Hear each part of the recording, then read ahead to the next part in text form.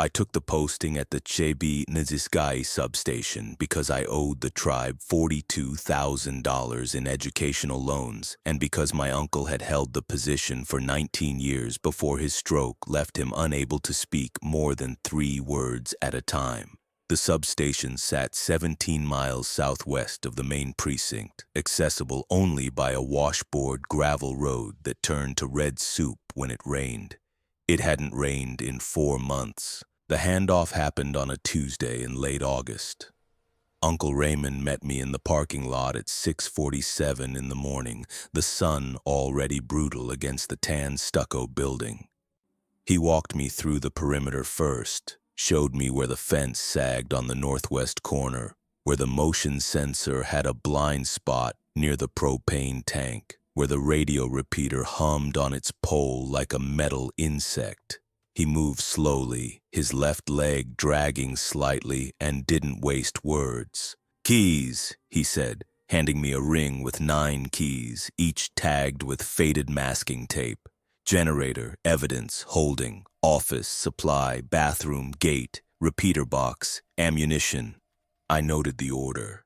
He'd arranged them by importance, not alphabetically. Inside, the station smelled like decades of coffee and dust. 2 desks faced each other across a narrow room. Filing cabinets lined the east wall. A holding cell occupied the back corner, though Uncle Raymond said he hadn't locked anyone in it for 6 years.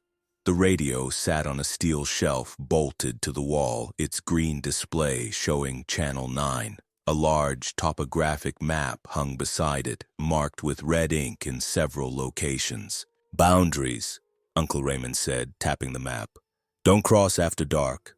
The red lines formed an irregular polygon around the station, extending roughly half a mile in most directions, but pinching tighter to the west, where a dry wash cut through the terrain. He showed me the supply closet, bottled water, MREs, road flares, 3 boxes of shotgun shells, 2 flashlights with fresh batteries, a first aid kit, and a coffee can full of white sand. I picked up the can. "Atin," he said. "Road salt, though we were nowhere near winter and the roads here never iced. For the thresholds." "Which thresholds?" He pointed at the front door, the back door, and the bathroom. "Check them every night at 10:30. If the line is broken, remake it. Don't skip." I wanted to ask why, but his face had that closed look I'd seen at family gatherings when someone brought up topics that weren't meant for casual conversation. Instead, I asked about patrol schedules. "Daylight only," he said. "Never after sunset. If you're out and the sun starts dropping, head straight back. Don't stop for anything." "What about emergencies?" "Radio dispatch. They send someone from the main precinct." "That's a 40-minute drive." "Yes." He walked me through the radio protocol. Channel 9 for routine check-ins every 2 hours starting at 8 in the morning. Channel 6 for emergencies only. Channel 12 stays off unless dispatch initiates contact. And if they do, I answer with my badge number first, then my name, in that order. "What if someone uses Channel 12 without dispatch?" Uncle Raymond's jaw tightened. "You don't answer. You write down the time and what they said, but you don't respond. You log it, and you wait for dispatch to contact you on 6. He pulled a 3-ring binder from the bottom desk drawer. The cover was unmarked gray vinyl, soft with age. Inside, pages were filled with his careful handwriting, some entries in Navajo, most in English. He opened to a page marked with a yellow tab. "Read this tonight," he said. "Follow it exactly." The page was titled, "Station Operations, Required Procedures." Below it, a numbered list ran down the page in blue ink. Uncle Raymond's letters, small and precise. "When do I start?" "Tonight. I'll stay until sunset, then it's yours." He checked his watch. "We have 9 hours." We spent the day on practicalities. He showed me how to top off the generator, which needed running for 20 minutes every evening at 7 to charge the backup batteries. He showed me the log book where every vehicle that passed on the access road got recorded, time, direction, make, if I could tell. He showed me the evidence locker, currently empty except for a single cardboard box labeled Personal Effects, Be Gay, T, and dated 3 years prior. Never opened it, Uncle Raymond said, waiting on family to claim it. At noon, we ate sandwiches I'd brought. At 2:15, a green pickup truck appeared on the access road, headed away from the station. Uncle Raymond made me practice logging it. 15 hours. Green Chevy, possibly 90s model, headed northeast, single occupant, male, did not stop. He checked my handwriting and nodded. At 4, he walked me through the weapons. A Remington shotgun in a rack above the door, my service pistol, and a lever-action rifle in the evidence locker that he said belonged to the station, not the department. Don't take it out unless you're inside the red boundaries after dark and something's breaking the rules, he said. What rules? He tapped the binder. Tonight, read it twice. At 6, he made coffee in an old percolator, the kind that ticked and hissed. We drank it black while the sun angled lower, turning the desert outside the windows into shades of rust and gold. He seemed more relaxed now, almost conversational. You'll hear things, he said, especially between 2 and 4 in the morning. Voices you recognize, your mother maybe, or your sister, someone calling for help. And they're not here. Your mother's in Gallup, your sister's in Phoenix. Anyone you know is miles away, asleep. So if you hear them, you don't go outside. You don't even go to the window. What if it's real? It's not.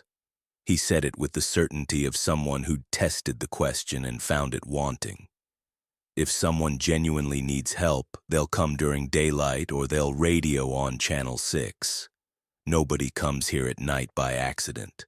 At 7:12, he stood and put his cup in the small sink. The sun was a hand's width above the western hills.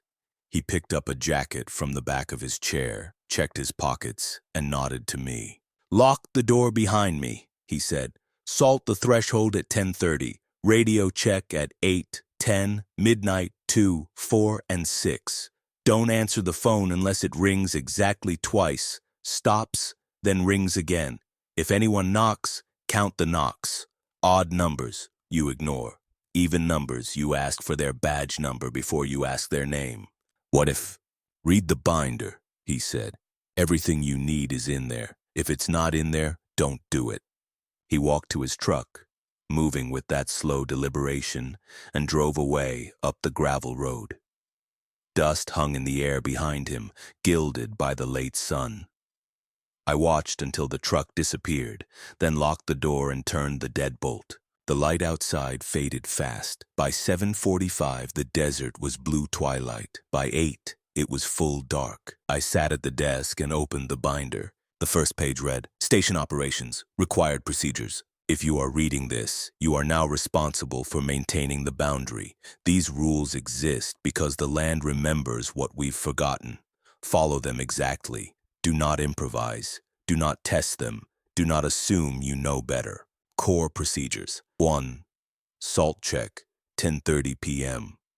Every night at exactly 10:30, inspect the salt lines at the front door, back door, and bathroom threshold. Each line must be unbroken and at least 1/4 inch wide. If any line is disturbed, sweep it away completely and lay a fresh line. Use the white sand from the supply closet, not regular salt. Do not skip this procedure. Do not do it early or late. 10:30. 2. Radio protocol. Even hours. Perform radio check-ins on Channel 9 at 8 a.m., 10 a.m., noon, 2 p.m., 4 p.m., and 6 p.m. After sunset, perform check-ins at 8 p.m., 10 p.m., midnight, 2 a.m., 4 a.m., and 6 a.m. State your badge number, location, and status. Keep transmissions under 10 seconds. If dispatch does not acknowledge within 30 seconds, repeat once, then log the failed check and continue your shift. 3. Boundary discipline, sunset to sunrise. Do not leave the station building between sunset and sunrise. Do not open the front or back door. Do not step outside for any reason. If you see lights approaching on the access road after dark, log the time and direction, but do not investigate. If a vehicle stops in the parking lot, do not make contact. Wait until daylight. 4. Window protocol. After dark. Keep all blinds closed from sunset until sunrise. Do not look out the windows after 10 p.m. If you hear movement outside, do not investigate visually. If you hear voices, do not look to identify the source. If something taps on the glass, ignore it and note the time in the log. 5. Telephone response. The landline phone will ring. Most calls are not for you. Only answer if the phone rings exactly twice, stops for 5 to 10 seconds, then rings again. Any other pattern, ignore. If you answer and the caller does not immediately identify themselves with a badge number and precinct, hang up without speaking. Do not say hello. Do not ask who's calling. Hang up and log it. 6. Counting protocol, knocks and steps. If someone knocks on the door after dark, count the knocks silently.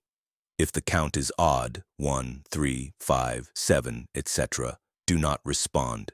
Do not ask who it is. Wait in silence until the knocking stops. If the count is even, 2, 4, 6, 8, etc., you may speak through the door to request badge number first, then name. If they provide both correctly and you can verify via radio, you may open the door. If anything about the exchange feels wrong, keep the door closed and radio dispatch on channel 6. 7. Channel 12. Silence channel. 12 is for dispatcher-initiated emergency contact only. If you hear traffic on channel 12 that is not from confirmed dispatch, do not respond. Log the time, frequency, and any intelligible words, but do not transmit. If someone uses your name on channel 12, ignore it. If someone uses your uncle's name, ignore it. Dispatch will always use badge numbers, never names. 8. Generator schedule, 7 p.m. Run the generator for exactly 20 minutes starting at 7 p.m. every evening. Set a timer. Do not let it run longer. Do not run it at other times unless primary power fails. And if primary power fails, follow emergency protocols. See supplemental pages. The generator is loud. You will not hear other sounds while it runs. This is acceptable. 9. The bathroom. After midnight. If you need to use the bathroom between midnight and 4 a.m., check the salt line before entering. If the line is intact, proceed normally, but do not close the door completely. Leave it open at least 6 inches. Do not look in the mirror. Do not respond if you hear your name. Finish your business and leave. If the salt line is broken, do not enter. Use the empty coffee can under the desk and remake the salt line immediately. 10. Footsteps on the roof. You will hear footsteps on the roof, usually between 1 and 3 a.m. They will circle the building clockwise, completing one full revolution every 3 to 4 minutes. Do not go outside to investigate. Do not shine a light upward through the window. Let them continue. They will stop on their own before dawn. If the footsteps ever reverse direction and move counterclockwise, immediately go to the holding cell, close the barred door, and wait there until the footsteps stop. Then salt all thresholds again, even if it's not yet 10:30. 11. The wash boundary, western red line. The western boundary marked in red on the map follows the dry wash. This boundary is shorter than the others because the wash is a threshold that cannot be salted. Do not approach the wash after dark. If you see lights in the wash after dark, do not investigate. If you hear voices from the wash, do not respond. If someone emerges from the wash at night and approaches the station, observe Rule 6, counting protocol. But do not open the door under any circumstances. Radio dispatch on Channel 6. 12. Personal items in the station. Do not leave personal items, photos, jewelry, letters in plain sight overnight. Store them in your desk, drawer, or locker before 10 p.m. Items left out may be moved. Items may be arranged in patterns you did not create. This is a nuisance, not a danger, but it's easier to avoid than to correct. 13. The evidence box. Do not open the box labeled Personal Effects, Bigay T. Do not move it from its shelf in the evidence locker. If you find it has been moved, return it to its original position and note the time in the log. Do not examine the contents under any circumstances. Family claim is pending.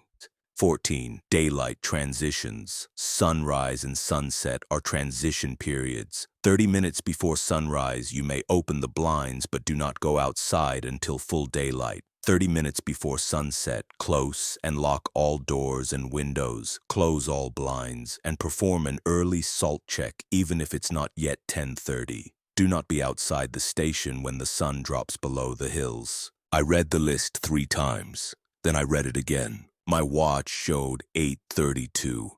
In 58 minutes, I'd need to check the salt lines. The station was quiet except for the hum of the refrigerator in the corner and the faint static from the radio on Channel 9. I got up and checked the front door. Locked, deadbolt engaged. The back door, same. The bathroom door was open and I could see a thin white line across the threshold, unbroken. I returned to the desk and turned to the next page in the binder. It was labeled Supplemental Notes, Clarifications, and Amendments. Amendments added as needed. 15. The polite visitor. If someone knocks and identifies themselves correctly but asks you to let them wait inside until dawn because their vehicle broke down, do not open the door. Offer to radio for assistance, but do not allow entry. No one should be on this road after dark, and anyone who is knows the rules. A person asking for shelter is not a person. 16.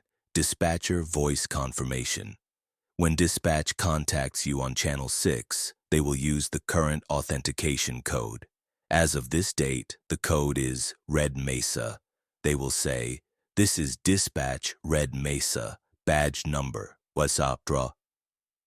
If they do not include the code, ask them to repeat with authentication. If they refuse or provide the wrong code, do not comply with their instructions. End transmission and wait. The real dispatch will follow up. 17. Objects. Appearing in the station. You may find objects inside the station that were not there at the start of your shift. Coins, small stones, feathers, a piece of jerky, a child's toy.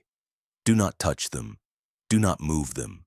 Use a piece of paper to slide them toward the door, then sweep them outside in the morning. Do not keep them as curiosities. Do not examine them closely. 18. Sounds from the holding cell. The holding cell is empty. If you hear sounds from inside it, breathing, shuffling, a voice, do not investigate. Do not approach the cell. Note the time in the log and continue your other duties. The sounds will stop on their own. If the sounds continue past sunrise, radio dispatch on Channel 6 after full daylight. 19. Coyote behavior. Coyotes in this area behave normally during the day. At night you may see them in the perimeter lights. Normal coyote behavior, moving on 4 legs, trotting or running, vocalizing in yips or howls. Abnormal behavior, standing on hind legs, moving backward, perfect silence, staring at the station without moving for longer than 1 minute. If you observe abnormal behavior, close the blinds immediately and do not look out again for at least 20 minutes. 20. Your own voice.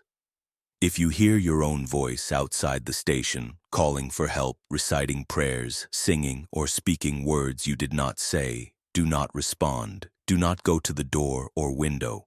Your voice is inside the building with you. Anything using it outside is not you and should be ignored. This phenomenon usually occurs between 2 and 4 a.m. and will cease on its own. I checked my watch again. 9:18. The station felt smaller now, the walls pressing close. I stood and walked to the supply closet, opened it, and looked at the coffee can of white sand. It was nearly full, enough for months of salt lines. I closed the closet and walked to the window, then stopped. Rule 4, keep the blinds closed after sunset. Do not look out after 10 p.m. It was 9:20. I had 40 minutes before the window protocol fully engaged, but the blinds were already drawn. I left them alone. At 9:55, I prepared for the salt check. I took the coffee can from the supply closet and set it on the desk. I found a small notebook and pen and clipped them to my belt.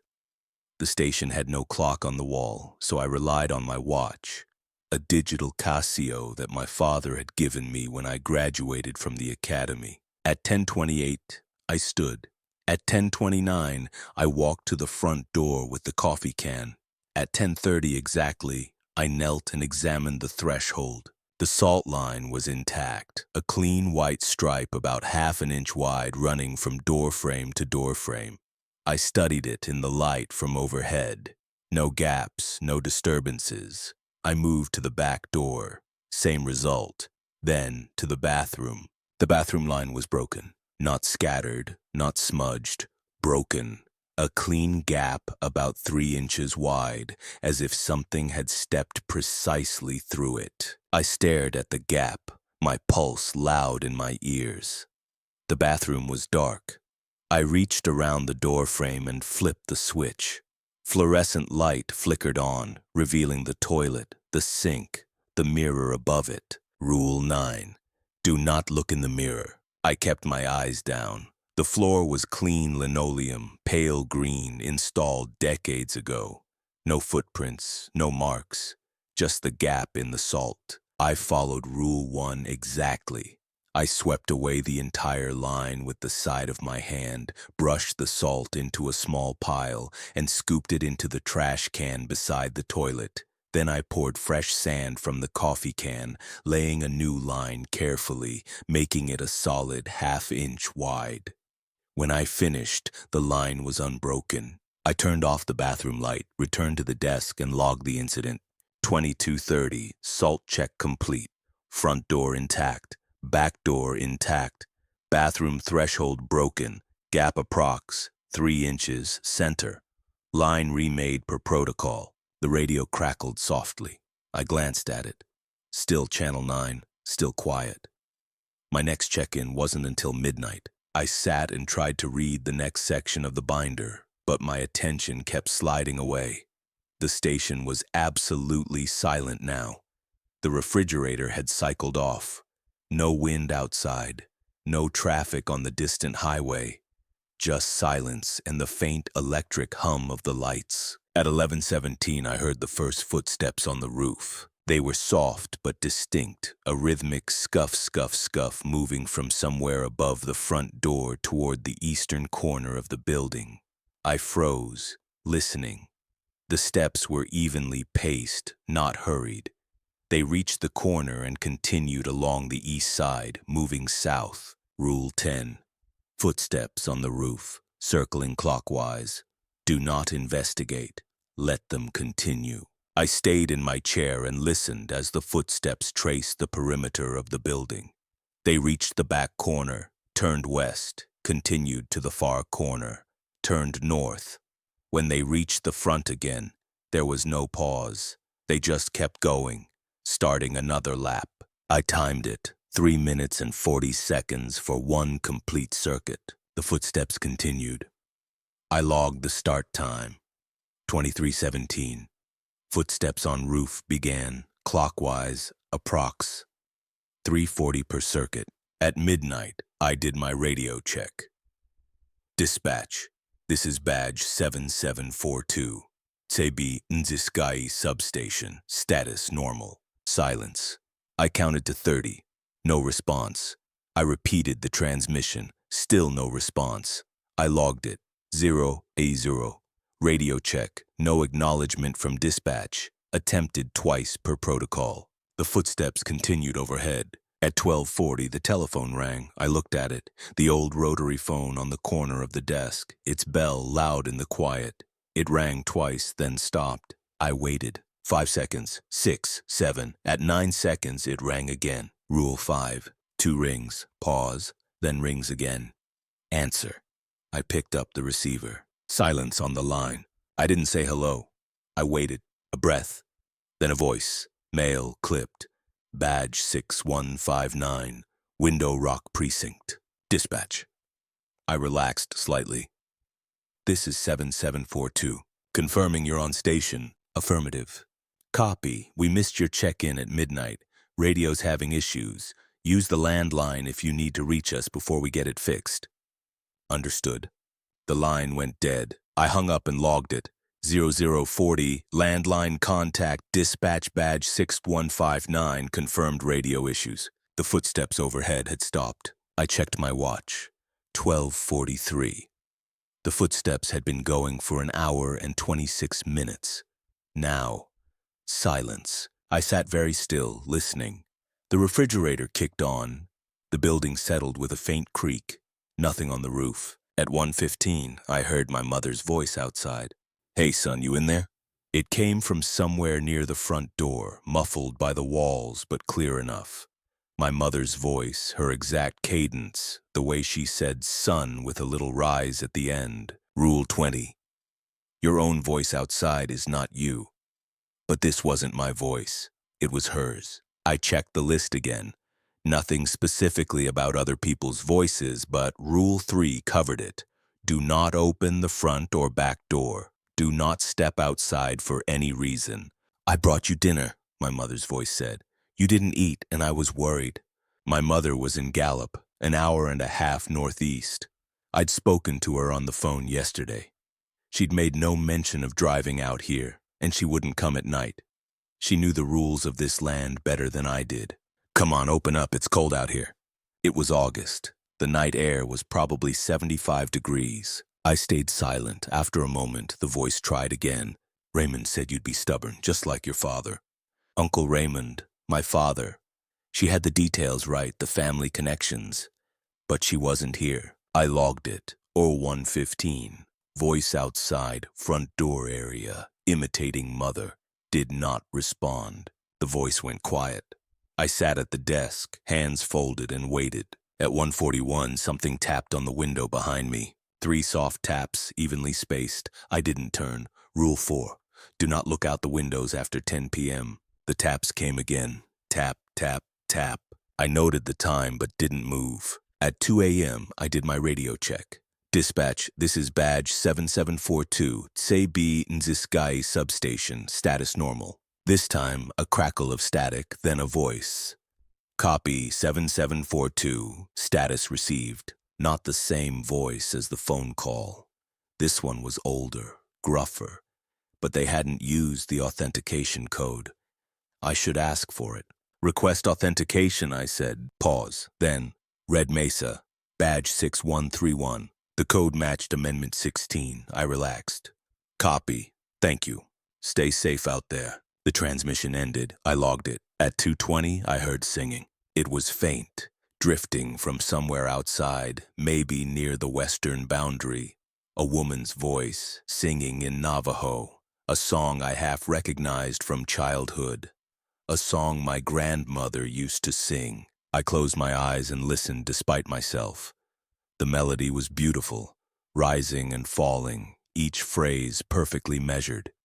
It pulled at something deep, a homesickness I hadn't known I was carrying. Rule 3, do not step outside. I didn't need a specific rule about singing. The core rule covered it. The song continued for 6 minutes, then faded. At 2:33, the footsteps on the roof started again. Same pattern, same clockwise movement, same interval. I timed it again. 3 minutes, 42 seconds per circuit. They continued without pause, lap after lap. At 3 a.m., I needed to use the bathroom. Rule 9. Between midnight and 4 a.m., check the salt line first. If intact, leave the door open 6 inches. Do not look in the mirror. Do not respond to your name. I stood, my legs stiff from sitting. I walked to the bathroom and examined the threshold. The salt line I'd laid at 10:30 was intact. I pushed the door open and left it ajar, propping it with my boot. The fluorescent light was harsh. I kept my eyes away from the mirror, focusing on the toilet, the floor, the walls. I heard the footsteps overhead, muffled but steady. I finished quickly, washed my hands without looking up, and left. The salt line was still intact. At 3:40, the footsteps stopped again. At 3:55, I heard a vehicle approaching. The sound was distant at first, the growl of an engine on the gravel access road. I checked the map. The road came from the northeast, the direction of the main precinct. The engine grew louder. Headlights swept across the closed blinds, casting moving shadows. A vehicle pulled into the parking lot and stopped. Rule 3. If a vehicle stops after dark, do not make contact. Wait until daylight. I sat at the desk and listened. A door opened, then closed. Footsteps on gravel coming toward the building. They stopped at the front door. Silence. Then 4 knocks, evenly spaced, solid. 4 knocks, even number. Rule 6 allowed me to speak through the door to request badge number and name. I stood and walked to the door. I did not unlock it. I said, badge number. A pause. Then a man's voice. 6159. The same badge number from the landline call at 12:40. Name. Officer Tsosi. I didn't recognize the name, but that didn't mean anything. The main precinct had 40 officers, and I hadn't met most of them. I said, what's your business here? Checking on you. Dispatch sent me to make sure you're all right. I'm fine. Can you open the door? I need to do a visual confirmation. Rule 6 didn't require me to open the door, only allowed me to speak through it if the knock count was even. But nothing in the rules explicitly forbade opening the door if the badge and name were provided. Except Rule 3, do not open the front or back door between sunset and sunrise. I said, negative. Station protocol doesn't allow entry after dark. You can confirm via radio. A long pause. Then, I don't have a radio. Mine's dead. I'll contact dispatch for you. Just open the door. This is ridiculous. The irritation in his voice sounded real. The frustration of a cop at the end of a long shift being stonewalled by a rookie. But Rule 3 was absolute. I can't do that, I said. Wait until sunrise, or I'll radio dispatch to send someone with a working radio. Silence. Then footsteps retreating. The vehicle door opened and closed. The engine started. The headlights swept across the blinds again as the vehicle turned and drove away, back up the access road. I logged it. Aero 355, vehicle arrival, parking lot. Male voice, claimed badge 6159, name Sosi. 4 knocks, even. Requested entry, denied per Rule 3. Departed north. At 4 a.m., I did my radio check. Dispatch, this is badge 7742, Tse-B Nziskai substation, status normal. Copy 7742. Dispatch, did you send an officer to my location around 0355? Pause. Negative 7742. No units dispatched to your station tonight. My chest tightened. Copy. Be advised, someone claiming badge 6159, name Sosi, attempted contact at my location. I denied entry. A longer pause. Then, 7742, badge 6159, is assigned to Officer Des Sosi. He's currently on duty at the main precinct. I'm looking at him right now. Understood. You did the right thing. Stay inside and log it. Already logged. Good. Dispatch out. I sat back down, my hands shaking slightly. The binder had been right. Of course, it had been right. At 4:30, I heard breathing from the holding cell. It was slow and deep, the rhythm of someone asleep. I glanced toward the back corner of the room. The cell was just visible in the dim light. Bars, empty cot, concrete floor. Rule 18. Sounds from the holding cell. Do not investigate, note the time. Sounds will stop on their own. I logged it. 0430. Breathing sounds from holding cell. Did not investigate. The breathing continued until 5:12, then stopped. At 6 a.m., I did my final radio check of the night.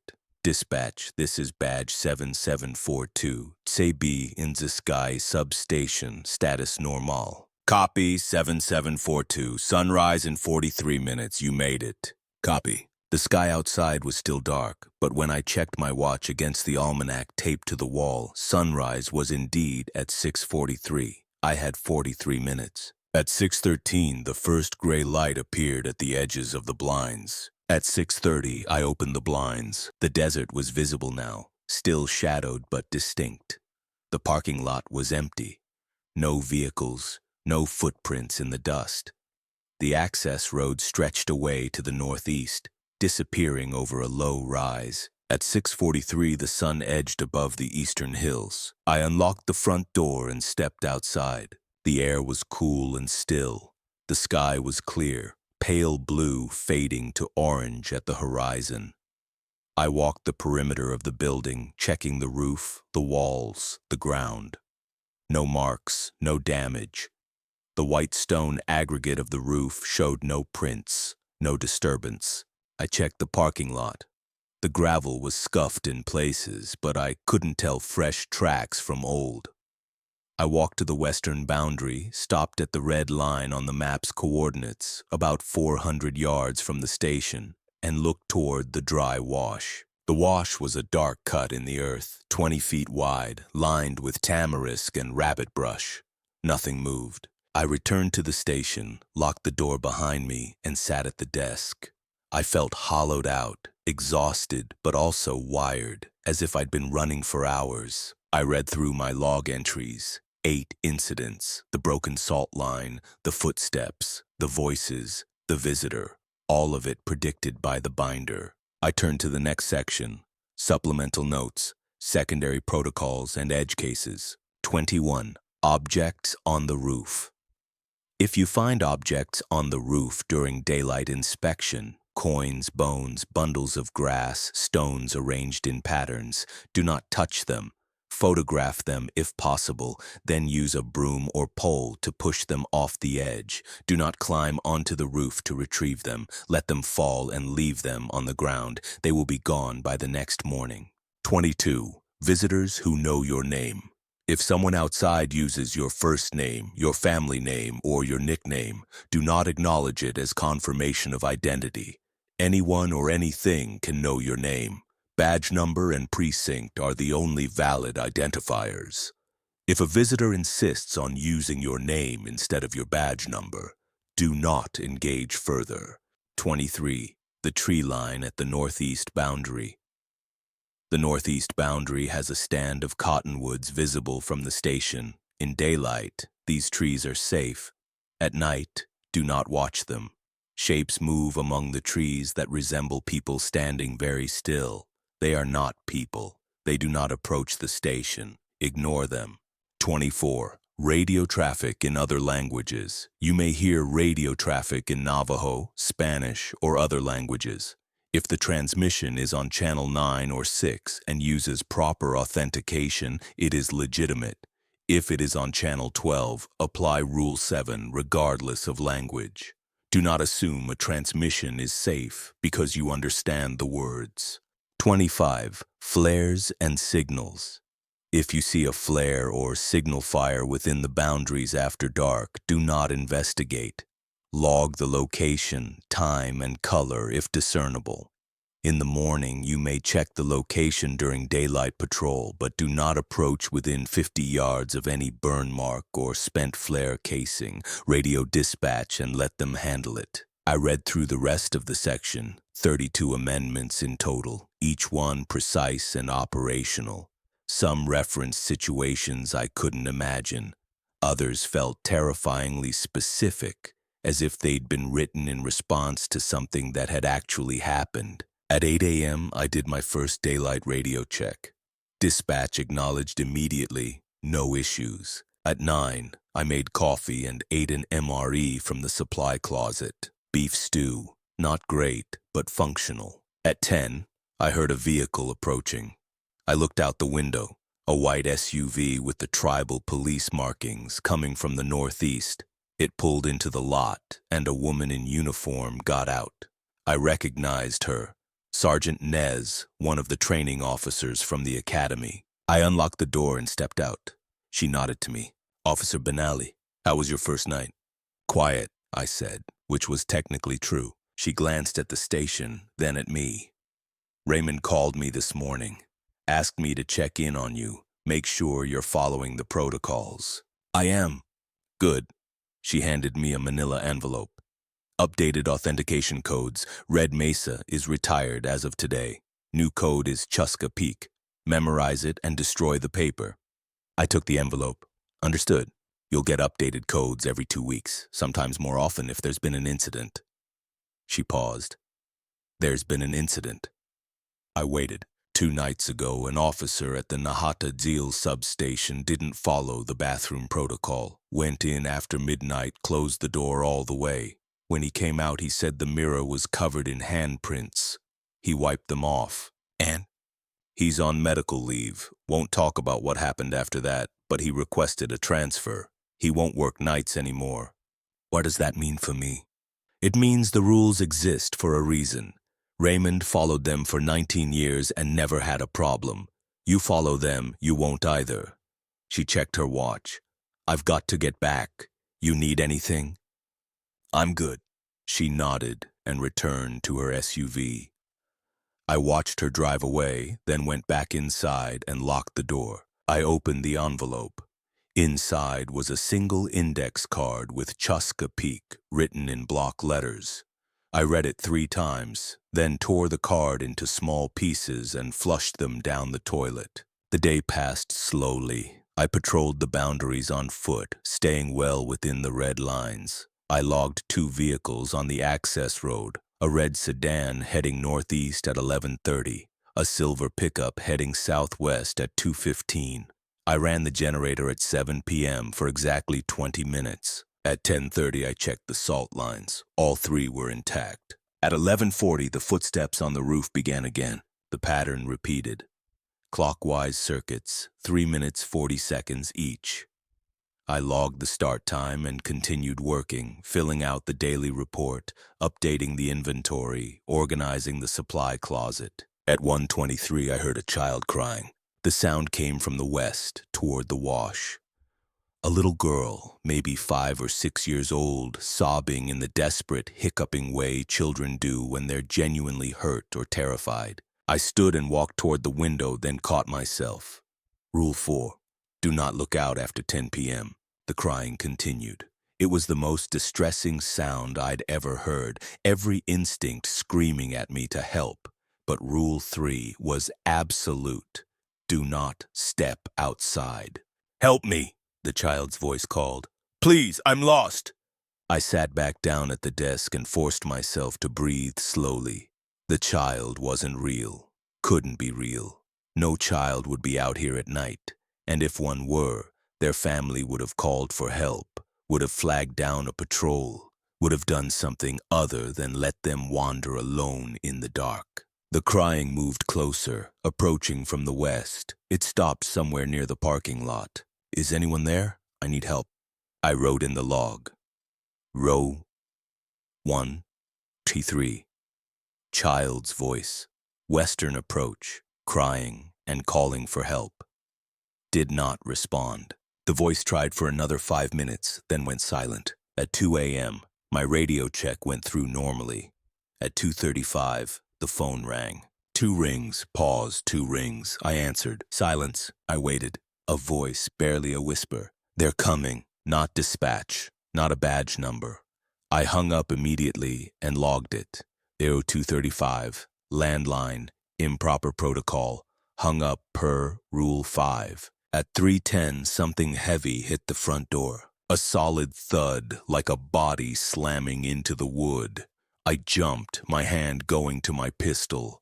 Another thud, then another, rhythmic, like someone throwing themselves against the door over and over. The impacts continued for 2 minutes, then stopped. I walked to the door and listened. Silence.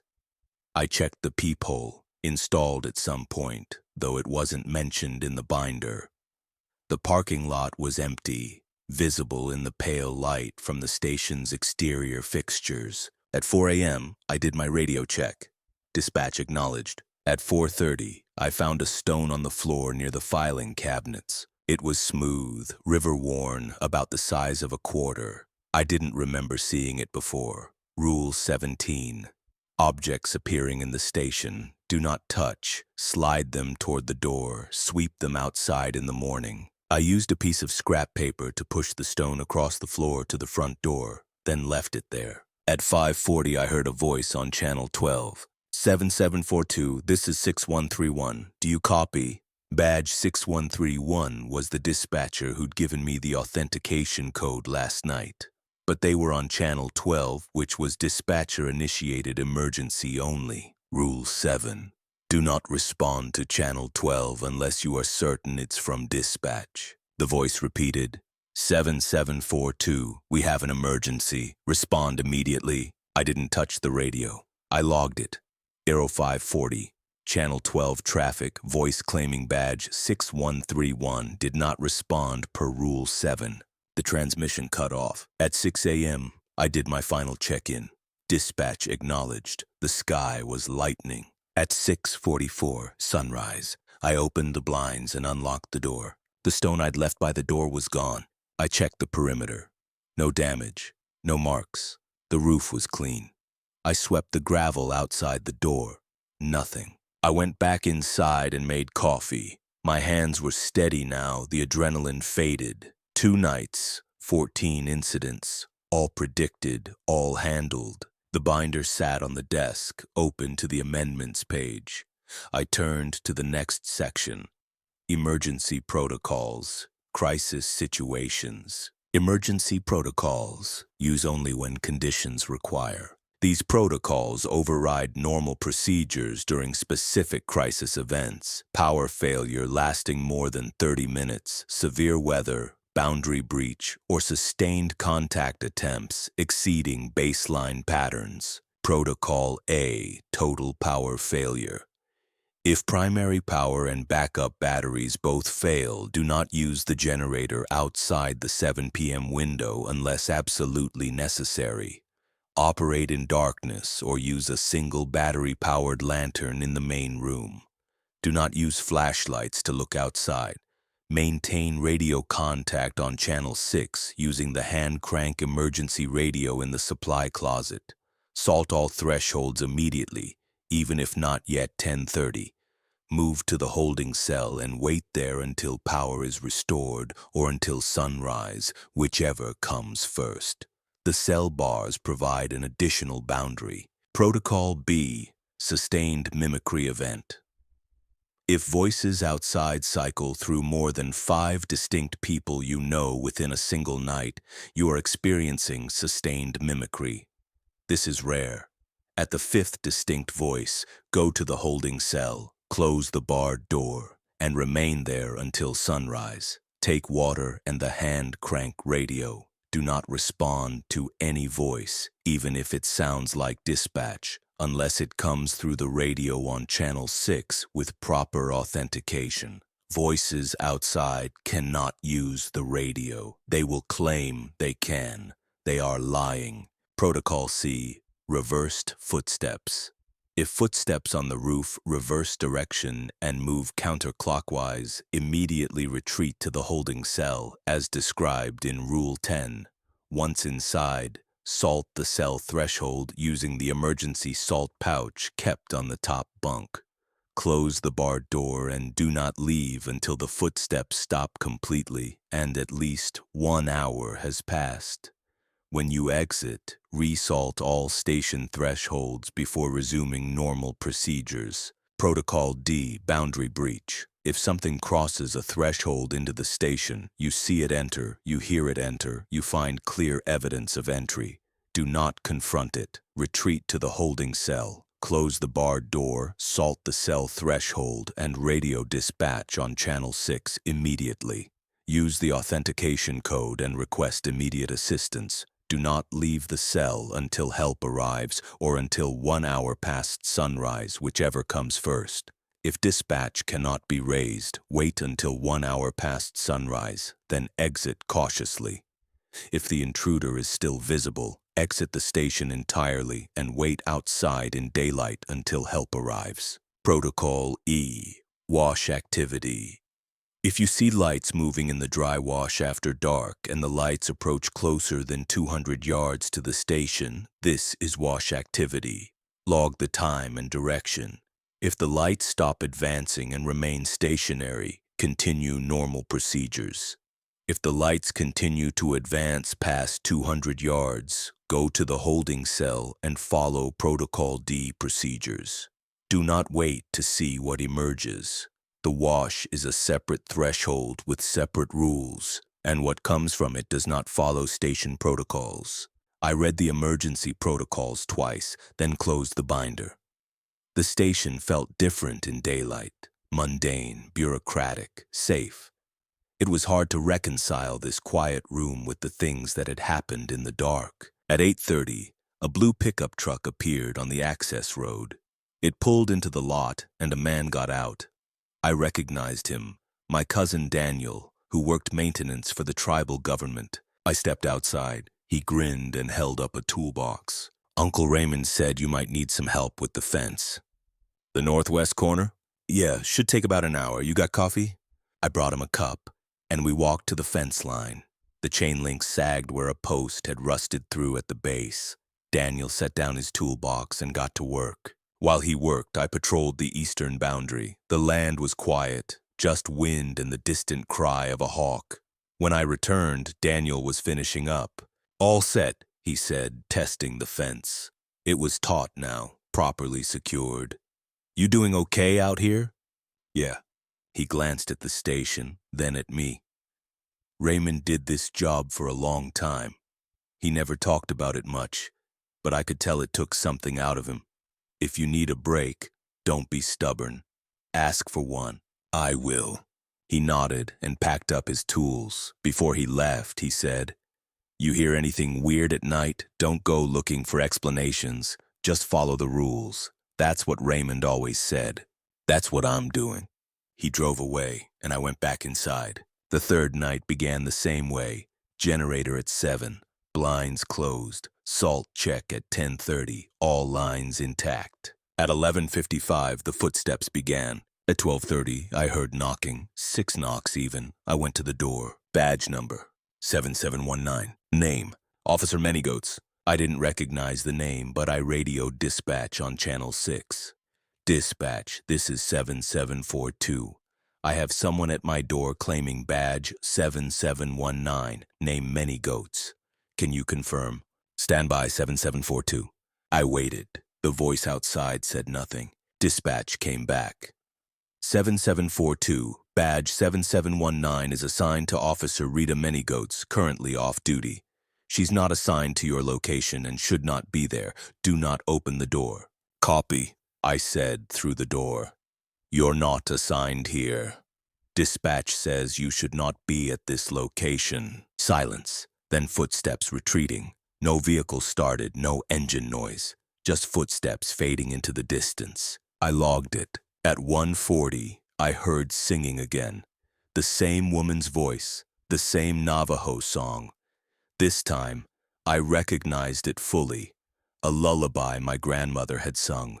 The words came back to me. Fragments about stars and sleep and home. I closed my eyes and listened for 30 seconds, then forced myself to look away, to focus on the logbook, to write the time and description. At 2:15, the phone rang. 2 rings, pause, 2 rings. I answered. Badge 6131, Chesapeake. Proper authentication. This is 7742. Status check. You doing all right? Affirmative. Good.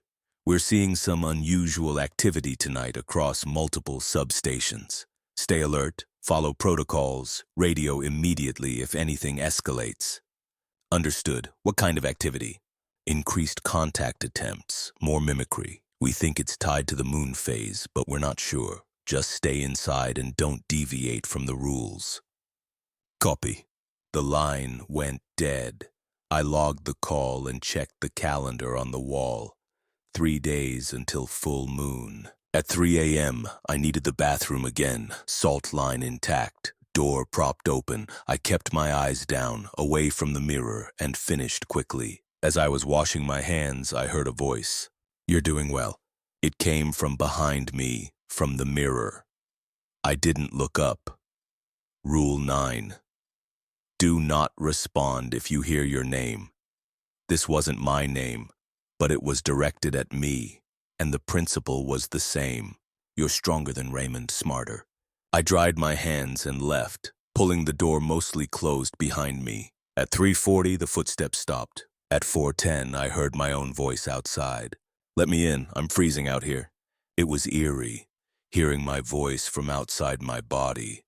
The cadence was right, the tone, even the slight accent I'd never noticed until now. Come on, don't be like this. Open the door. Rule 20. Your own voice outside is not you. I logged it and waited. At 4:30, something scratched at the back door. Long, slow scrapes, like fingernails on wood. They continued for 6 minutes, then stopped. At 6 a.m., sunrise was 29 minutes away. I opened the blinds and looked out. A coyote stood in the parking lot, about 30 yards from the door. It was standing on its hind legs. I froze. Rule 19. Coyote standing on hind legs is abnormal behavior. Close the blinds. Do not look for 20 minutes. I closed the blinds immediately and stepped back from the window. My heart hammered. I checked my watch, 6:01. 20 minutes would put me at 6:21, well before sunrise at 6:29. I sat at the desk and forced myself to breathe.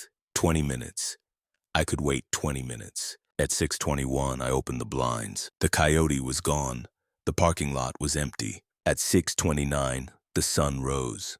I unlocked the door and stepped outside. The gravel near the back door showed scratch marks, 4 parallel lines, each about 6 inches long, gouged into the wood at waist height. I photographed them with my phone, then radioed dispatch. Dispatch, this is 7742. I have damage to the back door, appears to be claw marks. Requesting maintenance. Copy 7742, we'll send someone out, you okay? Affirmative. Good, file a report and we'll get it handled. I filed the report, then patrolled the boundaries. Everything else was normal. That afternoon, Daniel returned with a sheet of plywood and some screws. He covered the scratches without comment, reinforcing the lower half of the door. This should hold, he said. Thanks. You need anything else? I'm good. He left, and I spent the rest of the day reading the binder, memorizing the protocols, preparing for the night. The fourth night was worse. Footsteps at midnight, knocking at 1:15, 3 knocks. Odd. I didn't respond. At 2 a.m., the power went out. The lights died, the refrigerator went silent, the radio's green display went dark. I sat in absolute blackness and waited for my eyes to adjust. Protocol A, power failure. Do not use the generator outside the 7 p.m. window unless necessary. Use battery lantern. Move to holding cell. I stood carefully and felt my way to the supply closet. I found the battery lantern on the second shelf, right where the binder said it would be. I switched it on. Pale LED light filled the room. I took the hand crank radio from the top shelf, the emergency salt pouch from the third shelf, and a bottle of water. Then I walked to the holding cell. The cell was 6 feet by 8 feet, with a metal frame bunk and a steel toilet. I stepped inside, set down my supplies, and closed the barred door. It latched with a solid click. I salted the threshold, pouring a line across the cell entrance from wall to wall.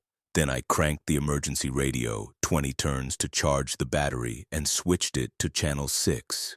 Dispatch, this is 7742. I have a total power failure at my location. I am in the holding cell following Protocol A. Static then. Copy 7742. We show the outage on our grid. Repair crew is en route. ETA 90 minutes. Stay in the cell until power is restored or sunrise. Understood. I checked my watch. 2:07 a.m. sunrise at 6:28. If the crew didn't restore power, I'd be in this cell for 4 hours and 21 minutes. I sat on the bunk and waited. At 2:20, I heard voices in the main room. Multiple voices, overlapping, some in English, some in Navajo. I recognized a few, my mother, my sister, Uncle Raymond. They were talking casually, as if having a normal conversation in the station. Protocol B, If voices cycle through more than 5 distinct people, it's sustained mimicry. I'd heard 3 so far. I listened. A 4th voice. My father, who died 6 years ago. A 5th, my grandmother. 5, the threshold. I waited.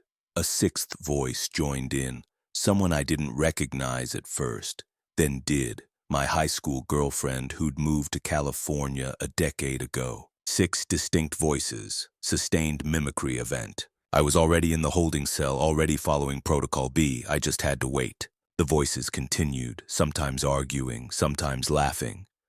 At one point, my mother's voice called my name. I didn't respond. At 3:15, the voices stopped. The silence was profound. I sat in the cell, the lantern casting shadows on the concrete walls, and listened to my own breathing. At 3:40, the footsteps on the roof began. Clockwise, steady. At 4:30, they reversed. I heard the change immediately. The rhythm shifted. The pattern altered. The footsteps were moving counterclockwise. I was already in the cell. Protocol C was already in effect. I just had to wait. The footsteps continued, circling the wrong way, for 37 minutes.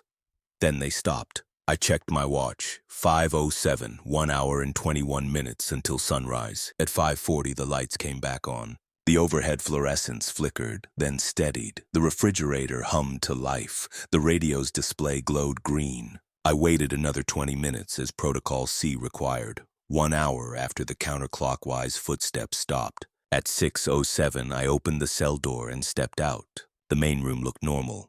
The front door was still locked. The back door was secure.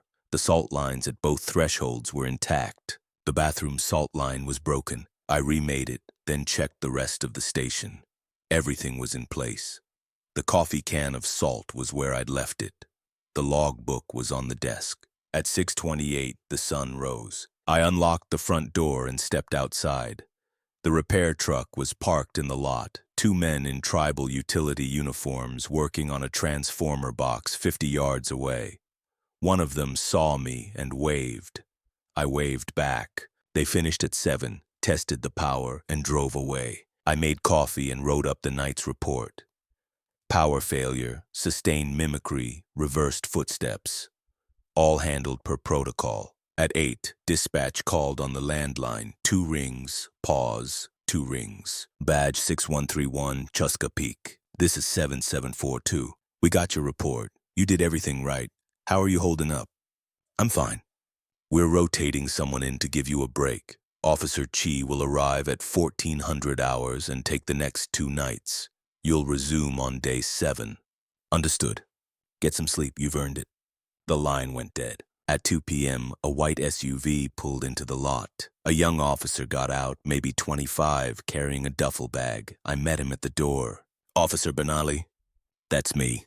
I'm Officer Chi, here to cover your next 2 nights. I showed him inside and walked him through the station. The radio, the generator, the supply closet, the holding cell. I gave him the binder and made him read the core procedures while I watched. You follow these exactly, I said. Don't improvise. Don't test them.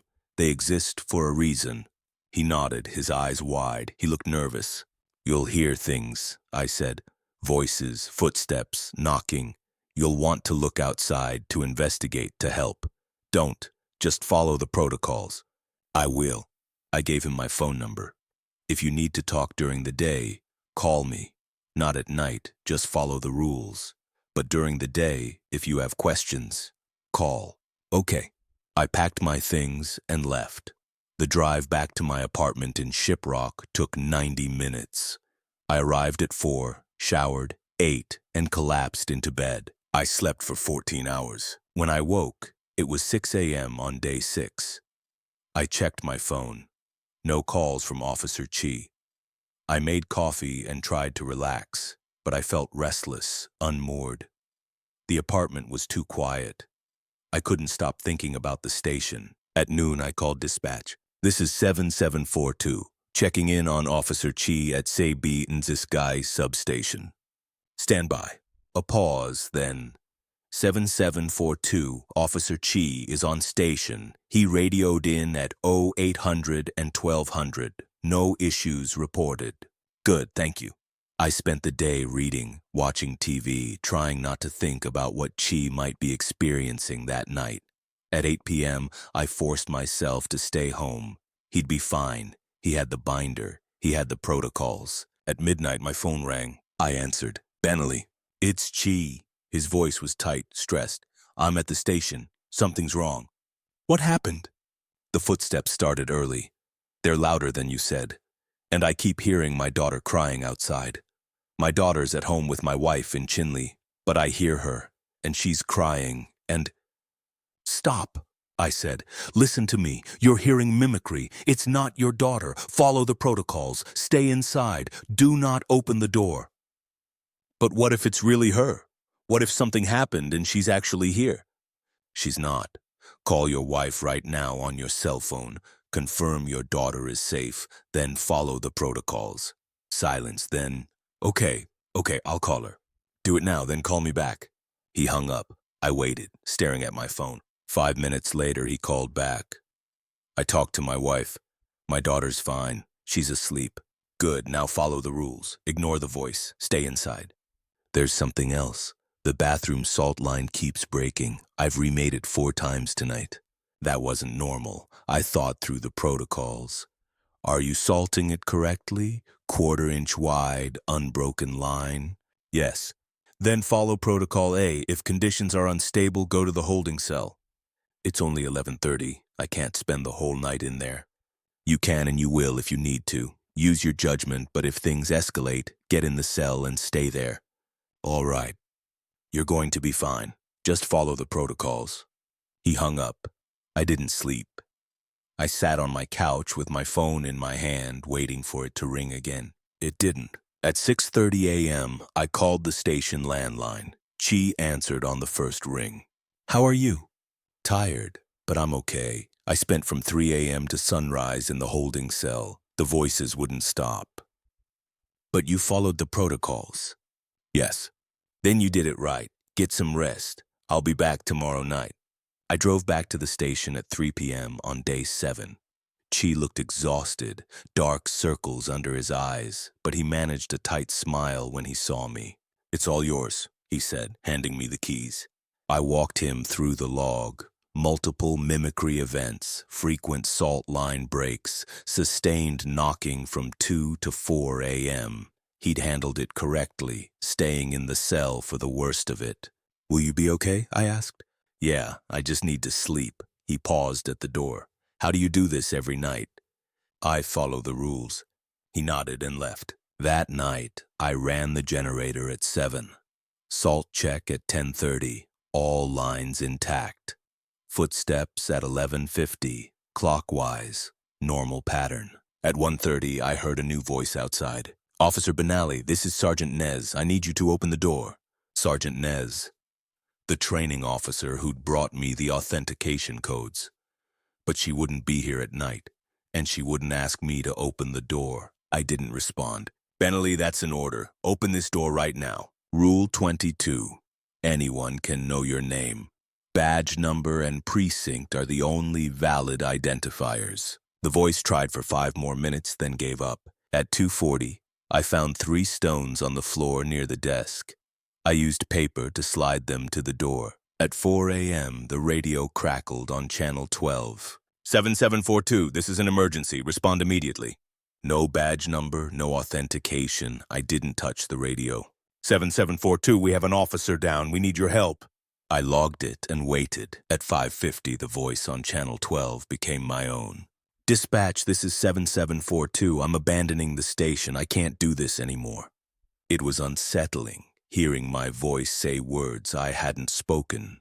But Rule 7 was clear. Do not respond to Channel 12 unless you are certain it's from dispatch. At 6:27, sunrise, I opened the door and found the 3 stones I'd slid. They were gone. The rest of the day was quiet.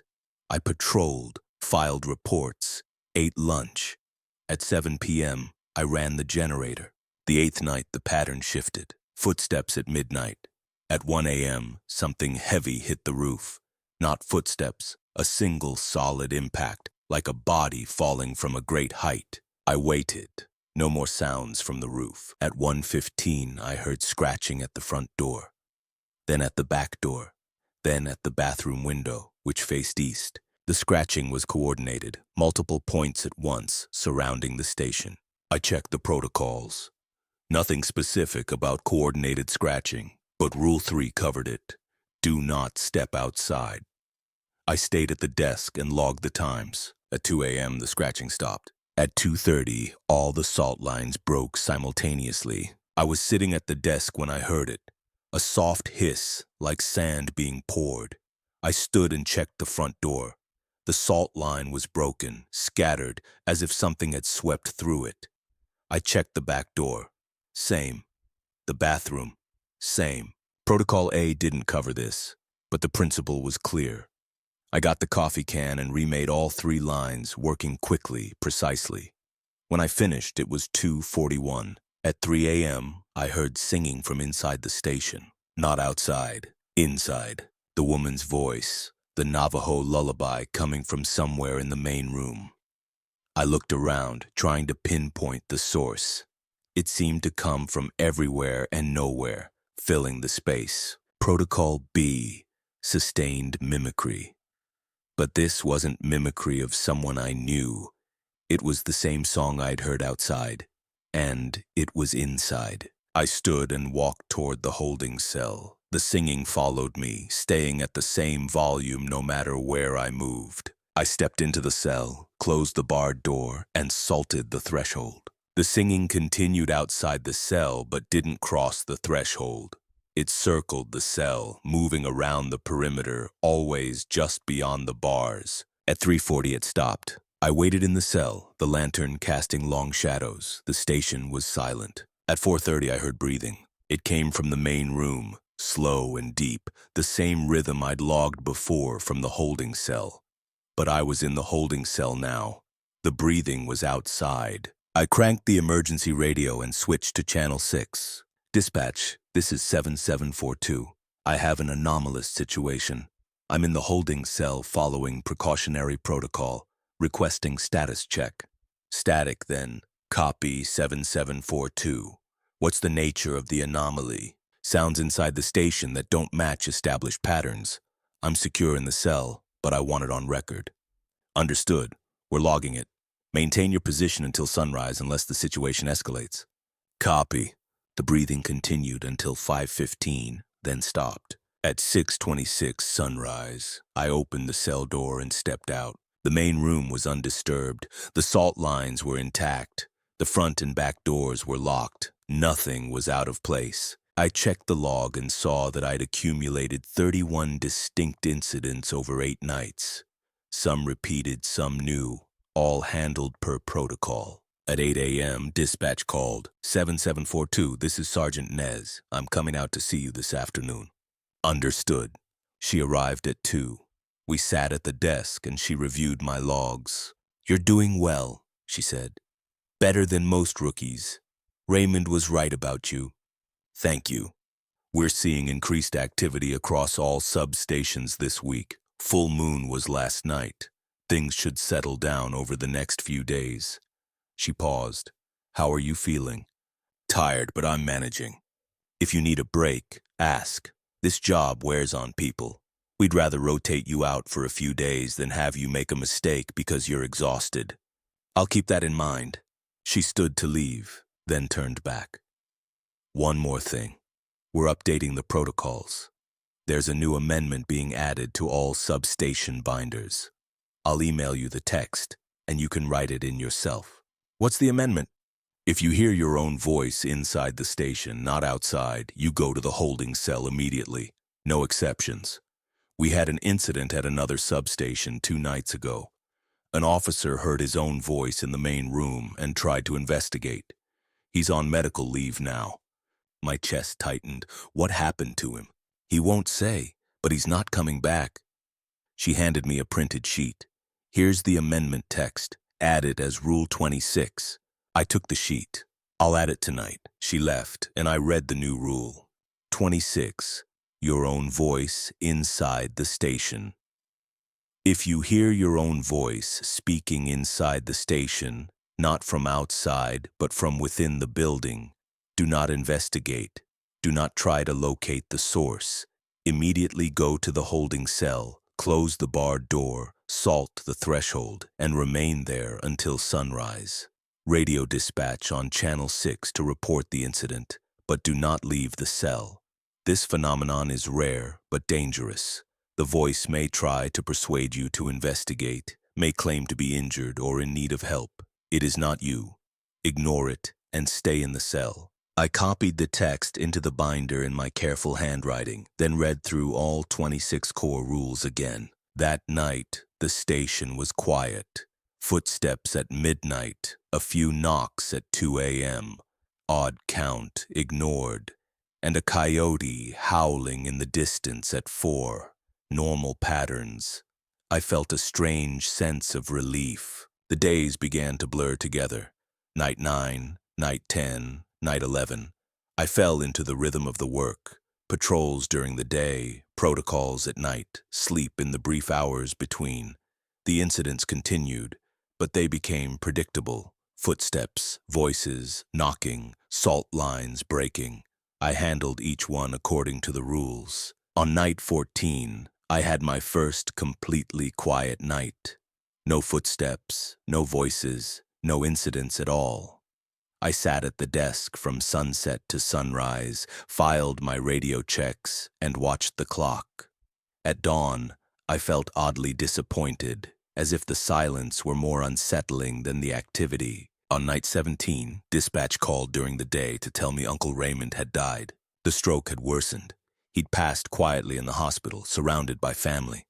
The funeral would be in 3 days. I asked for leave. Dispatch approved it immediately and sent Officer Chi to cover my shifts. I drove to Shiprock and spent 3 days with my family. We held the funeral in the traditional way, and I spoke briefly about Uncle Raymond's dedication, his precision, his care. I didn't mention the station protocols. That wasn't for public discussion. On the 4th day, I returned to the station. Chi looked relieved to see me. "How was it?" I asked. "Busy. Lots of mimicry. I spent 2 nights in the holding cell." He handed me the log. "Everything's documented." I reviewed his entries. He'd followed the protocols exactly. "You did good. Thanks." He paused. "I don't know how you do this long term. It gets in your head." "Yeah. Are you going to stay?" I thought about it. The debt was still there. $42,000. The station needed someone, and despite everything, I'd come to understand the work. It had a logic, a structure. Follow the rules, survive the night, protect the boundary. "Yeah," I said, "I'm staying." He nodded and left. That night, I ran the generator at 7, salt check at 10:30, all lines intact, footsteps at midnight, clockwise, normal. At 2 a.m., I heard Uncle Raymond's voice outside. "You're doing good, nephew, real good." I didn't respond. Rule 20. Any voice outside is not who it claims to be. "I'm proud of you. You're stronger than I was." I logged it and waited. The voice tried for a few more minutes, then faded. At 4 a.m., I did my radio check. At 6:24, sunrise. I stepped outside and walked the perimeter. The desert was still, the air cool, the sky lightening to pale blue. I thought about Uncle Raymond, about the 19 years he'd spent here, following these same protocols, protecting this same boundary. I understood now why he'd done it. Not just for the paycheck or the duty, but because someone had to. Because the land remembered things we'd forgotten, and the rules were how we kept those memories contained. I went back inside and made coffee. I updated the log, filed my report, and prepared for the day. At 8, dispatch called. 7742. "We have a new officer starting training next week. We'd like you to mentor them, show them the protocols. Are you willing?" I thought about Officer Chi, about the fear in his voice during that midnight phone call, about the exhaustion in his face after 2 nights.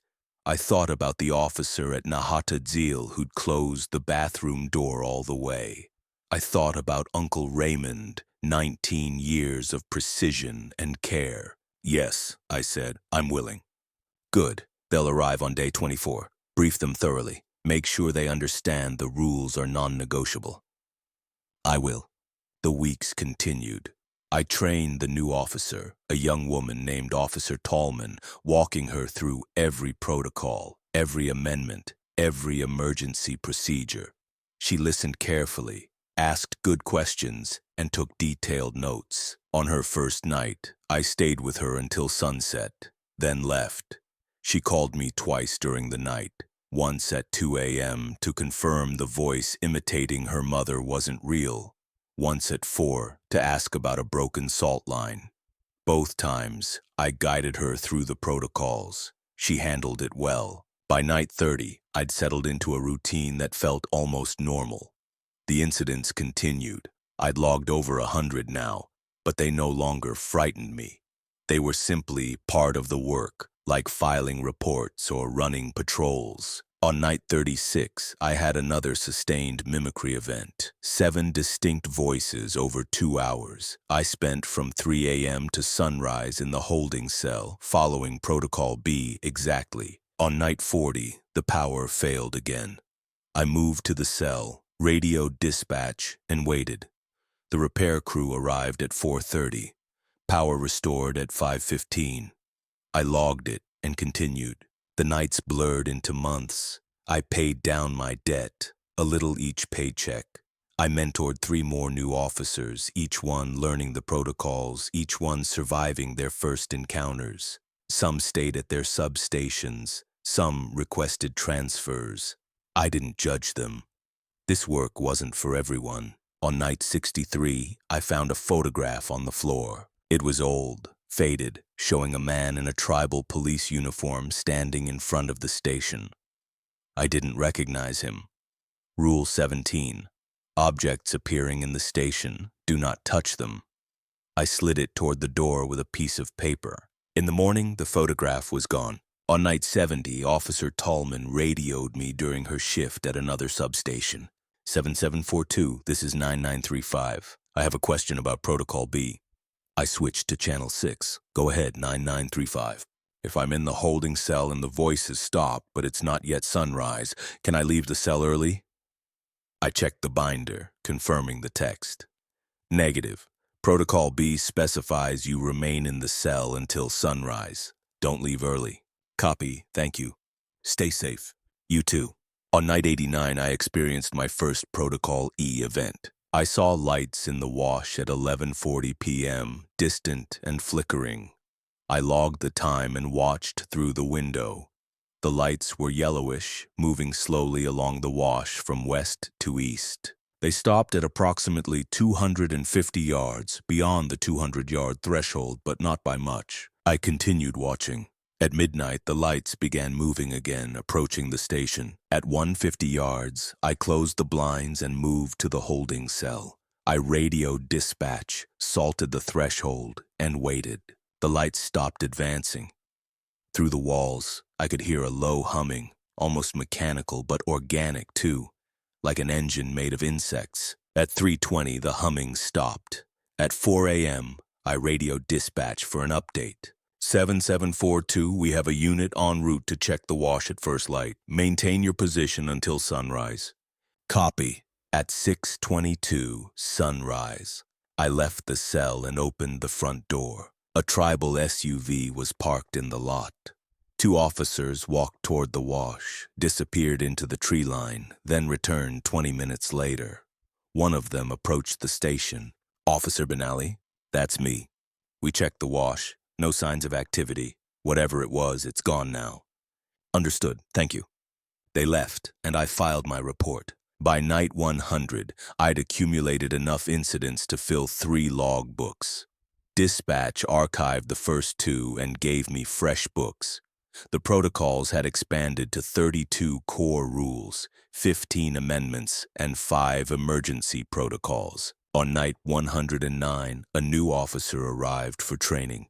His name was Officer Begay, no relation to the evidence box, and he was nervous, asking questions constantly. I walked him through the station, showed him the binder, made him read the core procedures twice. What if I make a mistake? He asked. Don't make mistakes, follow the rules exactly. But what if I do? I thought about the officer at Navajo, about the medical leaves, about the requests for transfers. Then you deal with the consequences and learn. But it's better not to make mistakes in the first place. He nodded, his eyes wide. I left him at sunset. He didn't call me that night, which I took as a good sign. In the morning, I returned. He looked shaken but intact. How was it? I asked. I heard my son. He was crying, saying he needed me. It sounded exactly like him. But you didn't open the door. No, I called my wife. He was asleep in his bed, safe, but it was so real. It always is. That's why the rules exist. He stayed for another night, then requested a transfer to day shifts. I didn't blame him. By night 120, I'd been at the station for 4 months. My debt was down to $31,000. I'd lost 15 pounds from irregular eating and constant vigilance. I slept poorly on my days off, waking at every sound. But I was good at this work, better than good. I knew the protocols by heart, could recite any rule on demand, had developed instincts for when situations were escalating. Dispatch started calling me for advice when other substations reported unusual activity. On night 127, I heard my own voice inside the station. It came from near the evidence locker, speaking softly. I couldn't make out the words, but it was definitely my voice, the same cadence, the same tone. Rule 26, your own voice inside the station. Go to the holding cell immediately. I stood, gathered my supplies, and walked to the cell without looking toward the evidence locker. I closed the barred door, salted the threshold, and radioed dispatch. Dispatch, this is 7742. I'm experiencing a Rule 26 event. I'm secure in the holding cell. Copy 7742. We're logging it. Maintain your position until sunrise. Understood. My voice in the main room grew louder. It was talking now. Full sentences, though I still couldn't make out the words. It sounded like I was having a conversation with someone, asking questions, laughing occasionally. I sat on the bunk and waited. At 3 a.m., my voice said clearly, "Why are you hiding in there?" I didn't respond. "Come out, I'm you, we should talk." I cranked the emergency radio and confirmed Channel 6 was clear. You can't stay in there forever. Protocol said to wait until sunrise. I waited. At 4:30, my voice began reciting the protocols. It started with Rule 1, word perfect, then moved to Rule 2, Rule 3. It went through all 32 core rules, then the amendments, then the emergency protocols. It was unnerving, hearing my voice speak the rules I'd memorized, proving it knew everything I knew. When it finished, it said, "See, I know all of it. I'm you. Let me in." I stayed silent. At 5:40, my voice stopped talking. The station went quiet. At 6:20, sunrise. I waited another 10 minutes, then opened the cell door. The main room was empty. The evidence locker was closed. Everything was in place. I checked the log and added the incident. Night 127, Rule 26 event, 02:17 to 05:40. Own voice inside station, originated near evidence locker, remained in holding cell per protocol until past sunrise.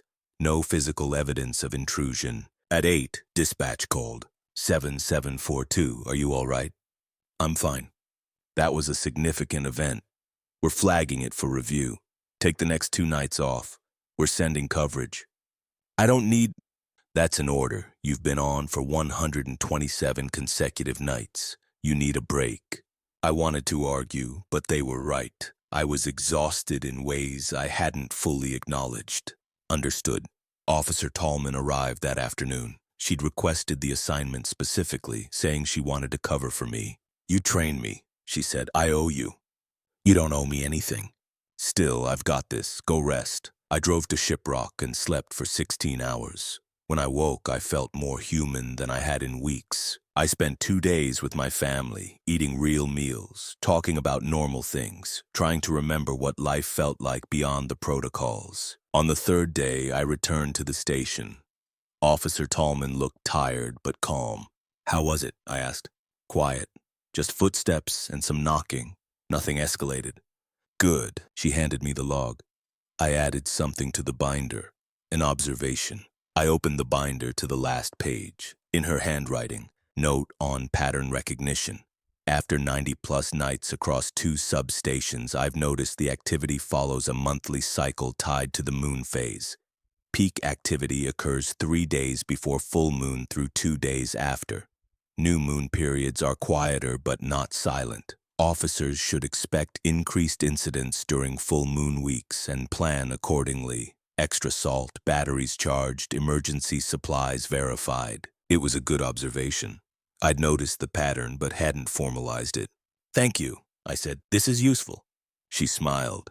We're all trying to figure this out together. That night, I resumed my shifts. The station felt like home now, familiar and predictable in its strangeness. On night 142, I mentored my 10th new officer. By night 150, my debt was down to $25,000. On night 163, dispatch called with news. 7742, we're establishing a new protocol based on your reports and Officer Tallman's observations.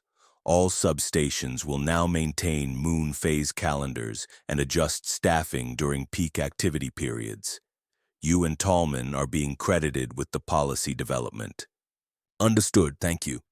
We're also promoting you to senior officer. You'll receive a pay increase and be designated as the primary protocol trainer for new substation assignments. The pay increase would help with the debt. The title was unexpected but made sense. I accept. Good, we'll send the paperwork.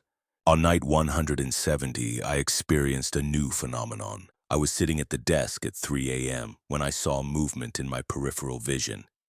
I turned and saw a shadow on the wall, human-shaped, moving independently of any light source. There was no rule for this. I watched the shadow move along the wall, from the evidence locker toward the holding cell. It paused at the cell entrance, seemed to test the threshold, then retreated. I logged it and radioed dispatch.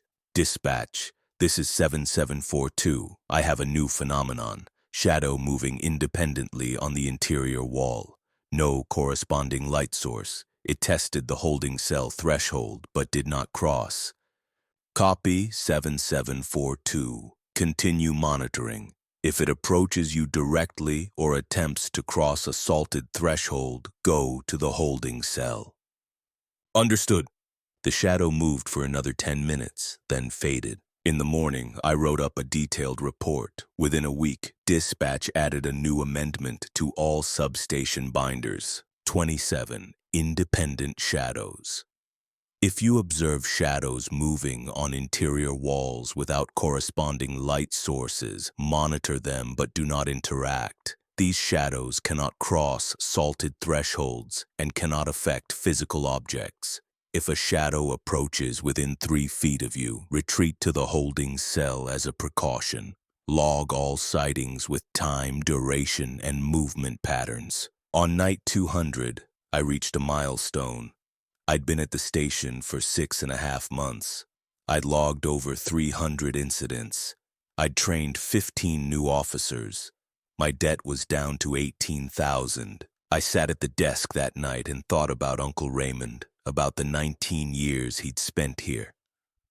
I had a long way to go to match his record, but I understood now why he'd stayed. This work mattered.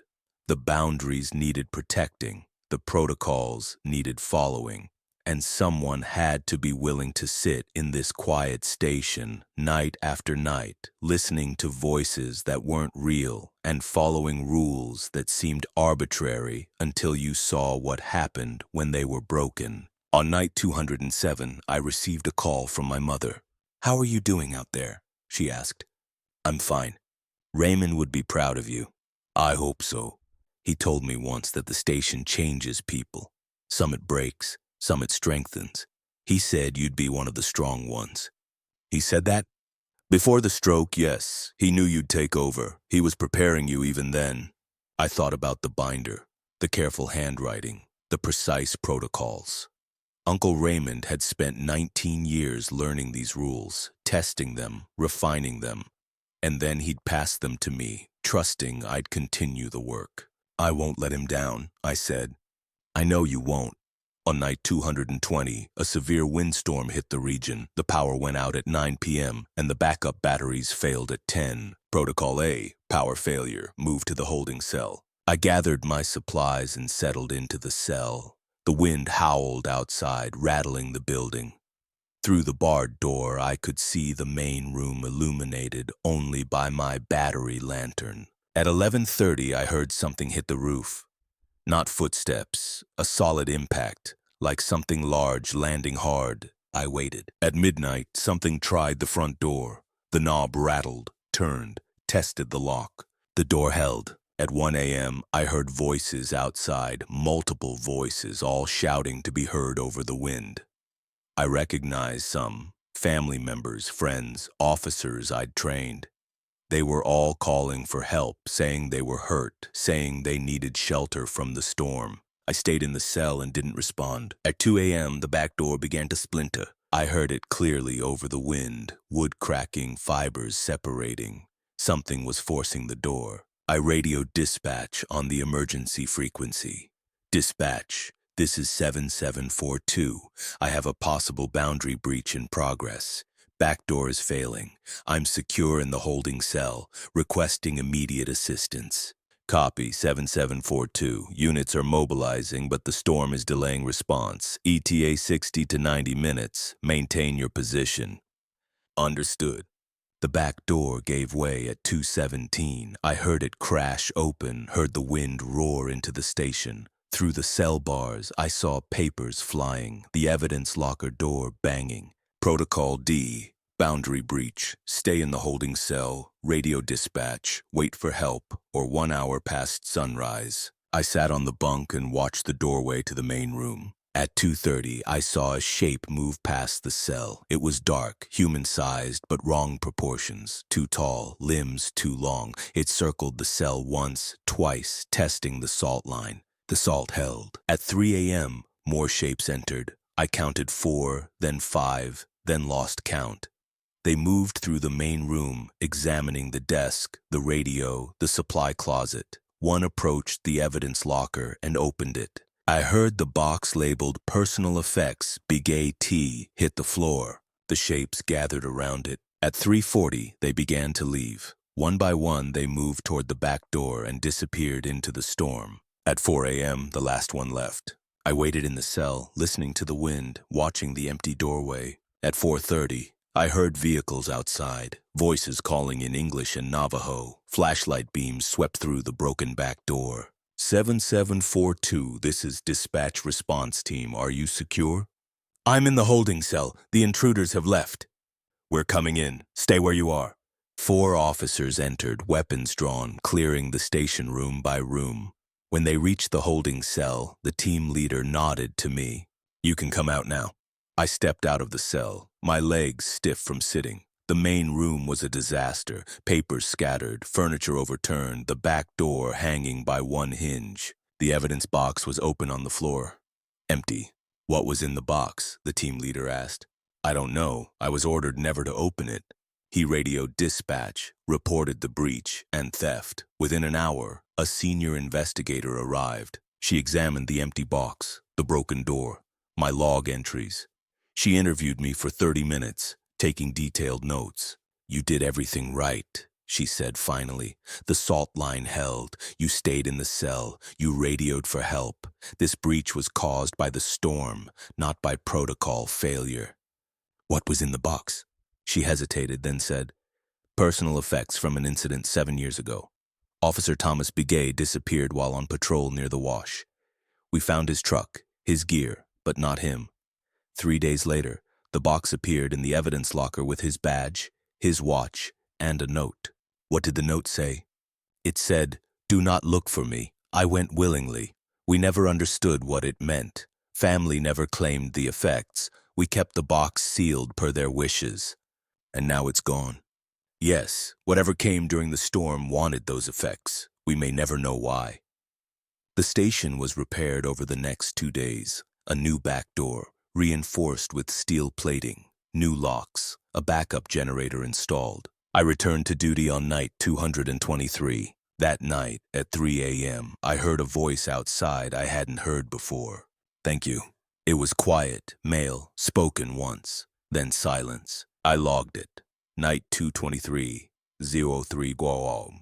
Single voice, male, unfamiliar, said thank you from Western approach. Did not repeat. I never heard it again. The months continued. I reached night 300, then night 400. My debt dropped to 12,000, then 8,000, then 4,000. I trained 30 new officers. Some lasted, some didn't. I didn't judge. On night 450, I had my first completely incident-free week. 7 nights in a row with no footsteps, no voices, no broken salt lines. Dispatch called it a statistical anomaly. On night 500, I paid off my debt. I sat at the desk that morning and looked at the final payment confirmation. $42,000. Cleared. I was free to leave, to request a transfer, to take a position at the main precinct with regular hours and no protocols. Instead, I opened the binder and started writing notes for the next officer who would eventually replace me. I added observations, refinements, edge cases I'd encountered. I wanted the binder to be as complete as possible. On night 512, dispatch called with a request. 7742, we have a new substation opening in the Chuska Mountains. We need someone to establish protocols there, to document the baseline patterns, to create the rule book. We think you're the right person. I thought about it. A new station meant new phenomena, new rules to learn, new boundaries to protect. It meant starting over. It meant exactly the kind of work I'd learned to do. I'll take it, I said. We thought you might. You'll have 3 months to document the Tsebi Nziskai protocols, train your replacement, and prepare for the transfer. Understood. Over the next 3 months, I created a comprehensive protocol manual. I typed up all 33 core rules, 24 amendments, and 5 emergency protocols. I added Officer Tallman's moon phase observations, my notes on pattern recognition, incident statistics from 500 nights. I trained my replacement, Officer Nakai, a careful woman in her 40s who'd requested the position specifically.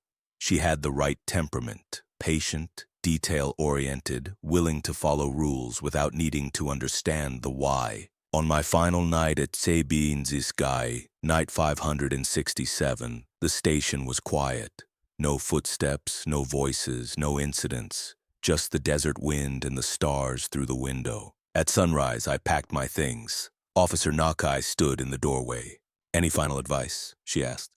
Follow the protocols exactly. Trust the binder, and if something happens that's not covered in the rules, err on the side of caution.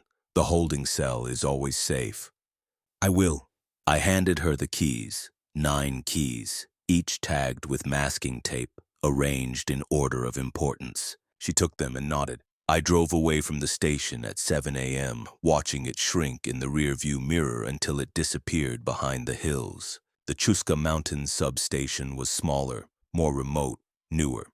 It had no binder yet, no established protocols, just a single page of notes from the construction crew that said, avoid the tree line after dark, lock all doors, report unusual sounds. I spent the first week observing. The patterns here were different. No footsteps on the roof, but shadows in the trees. No voices mimicking family, but music that had no source. No salt lines needed, but iron nails above every threshold. By the end of the first month, I had a draft rule book, 12 core rules, 6 amendments. By the end of the third month, 28 rules total. I called Officer Nakai once to compare notes. She'd had a sustained mimicry event and handled it perfectly. The Tsebi Nziskai protocols were holding. On night 93 at Chuska, I experienced my first completely new phenomenon, lights that moved through walls, passing through stone and wood as if they weren't there. They didn't interact with anything physical, but stopped at iron. I added Rule 29, iron barriers for light entities. The work continued. New station, new rules, same principle. Observe, document, protect the boundary. I understood now that this was my vocation. Not a job to pay off debt, not a temporary posting. This was what I did, what I would keep doing. The desert calls to those who listen, Uncle Raymond had once told me. And those who answer, who learn the rules and follow them, become part of the boundary themselves. I answered. I learned. I followed. And I would teach the next person when the time came, just as Uncle Raymond had taught me. The protocols would continue, the boundaries would hold, the work would go on. Night after night after night we would keep watch.